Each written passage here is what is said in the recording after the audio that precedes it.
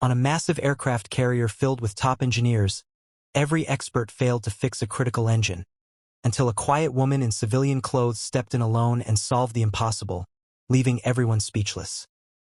The USS Horizon, a massive aircraft carrier slicing through the open ocean, fell into a tense hush as its main engine suddenly sputtered and died, leaving the ship adrift.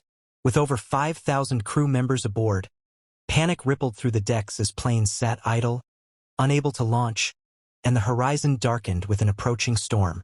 Captain Marcus Reed, a seasoned leader with deep worry lines etched into his face, paced the command deck, barking orders into the intercom.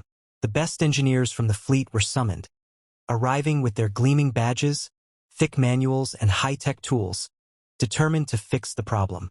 They worked tirelessly, their voices echoing through the engine room as they tested wires, replaced parts, and argued over diagnostics, but the engine remained stubbornly silent. Fuel levels dropped, and the crew's whispers grew louder, filled with fear of being stranded. Amid the chaos, a woman named Lila Kane stood quietly near the engine room entrance, her simple jeans and faded jacket making her look out of place among the uniformed chaos. She carried a small, weathered toolbox, its handle worn smooth, and her calm brown eyes scanned the scene with quiet focus. No one noticed her at first. Sailors rushed past, assuming she was a visitor or a lost civilian. A young deckhand, curious, asked if she needed help, but she just smiled and said she was fine, her voice soft but steady. As the engineer's frustration mounted, with tools clattering and tempers flaring, Lila remained a still point, observing every move. Her unassuming presence hinted at something more, a potential solution hidden beneath her ordinary exterior. Though no one yet suspected she held the key to saving the ship. The engine room of the USS Horizon echoed with the clatter of tools and the raised voices of the fleet's top engineers, who were growing more desperate by the hour. They pored over blueprints, shouting over each other as they replaced parts and rewired circuits, their faces slick with sweat, but the engine refused to roar back to life. Captain Marcus Reed's voice crackled over the intercom, urging them to hurry as the storm loomed closer and fuel reserves dwindled, adding pressure to an already tense situation. Lila Kane stood quietly by the wall, her faded jacket blending into the shadows, her small toolbox at her feet as she watched the chaos unfold. A young sailor, noticing her stillness amid the frenzy, approached with a puzzled look and asked if she was lost, to which she replied with a gentle smile that she was just observing.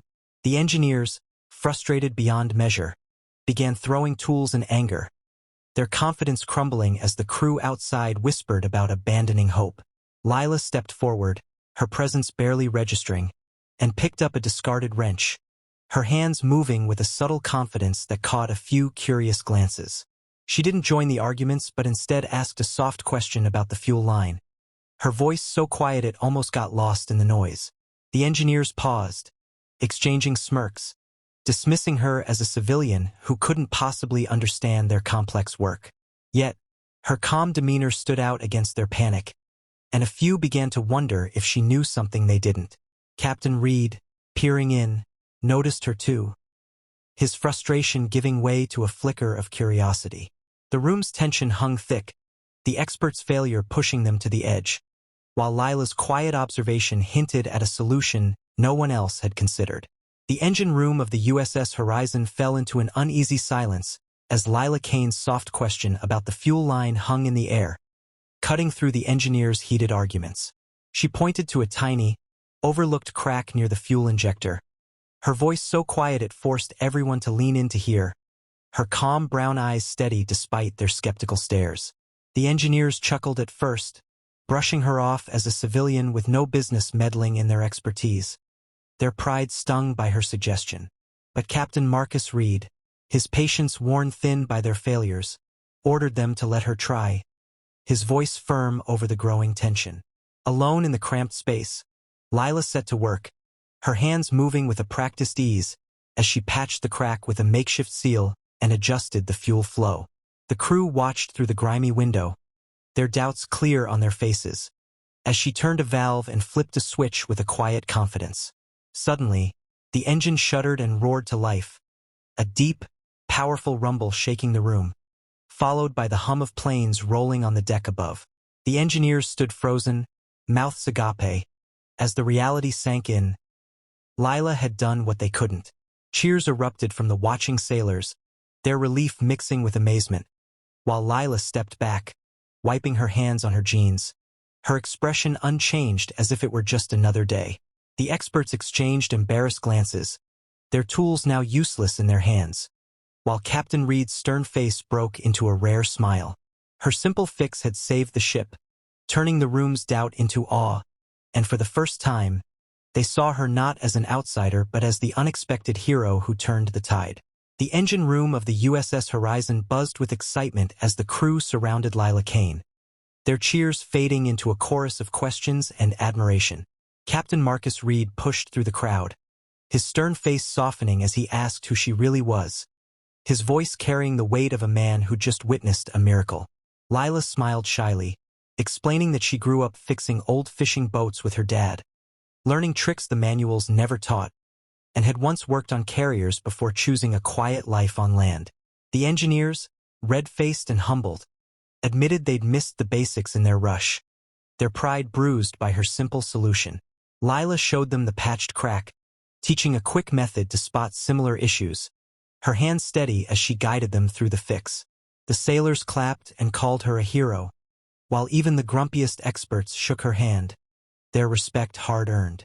Word spread like wildfire across the ship, and soon every deck knew about the woman in civvies who outsmarted the pros. Captain Reed offered her a permanent spot on the crew, his tone earnest, but Lila declined with a gentle laugh, saying she valued her freedom too much. Her quiet strength had turned her into a legend, her faded jacket and toolbox now symbols of unexpected brilliance. The crew's morale lifted, their earlier panic replaced by pride, as they watched her move among them with ease. Some whispered she was a guardian angel sent to save them, while others just grinned, grateful for her skill. Lila, unfazed by the attention, picked up her toolbox and stepped back, her calm presence a steady force amid the celebration, leaving the ship forever changed by her quiet courage. The legend they'd read whispers about, the ghost they thought was a myth, had been right there under their noses, scrubbing floors and emptying trash cans. As he began pushing the bucket toward the door, Chief Daniels moved first. He stood straight and snapped into a crisp salute. The sound echoed like a gunshot. The old man paused. For a moment, the years seemed to fall away, and what remained was the warrior beneath the gray hair and wrinkles. Slowly, deliberately, he turned and returned the salute. Not out of pride, but respect. One by one, every instructor followed. Then, like a wave, every single recruit stood, their heels clicking as they raised their hands high. It wasn't a command. It wasn't a drill. It was instinct, an acknowledgement of something far greater than rank or title. The old man gave them one last look. "Train hard," he said softly. "The fight's out there, not in here. And remember, real warriors don't need recognition. They just need to bring their brothers home." He pushed the bucket to the door, opened it, and walked into the bright afternoon sun. The door closed behind him with a quiet click, leaving the room in stunned silence. They never saw him again, but from that day on, every man in that gym carried his words like armor.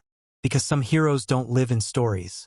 They walk among us, mops in hand, ghosts in plain sight.